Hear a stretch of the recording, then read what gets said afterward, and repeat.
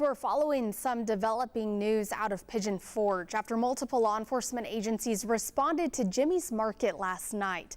You can see in this video on your screen dozens of people showed up to the business after the Slammed Enuff car show, with a lot of law enforcement response as well. Now, in a statement this morning, the city of Sevierville told us it is canceled.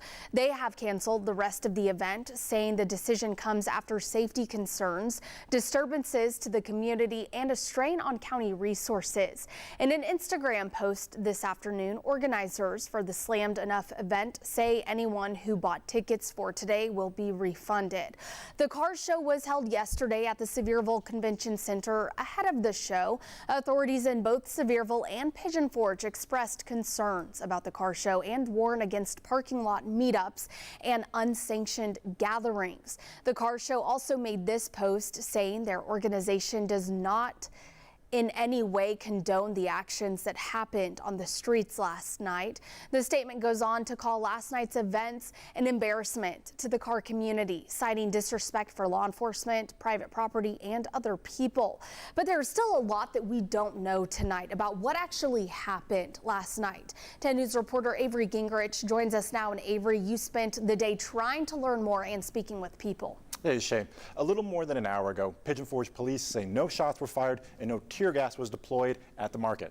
They say the show was not sanctioned in Pigeon Forge and support Sevierville's decision to cancel the final day of the event.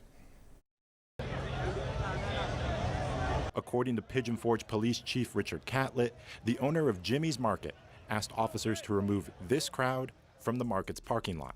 He says the people in the crowd came from the Slammed Enuff car show being held nearby.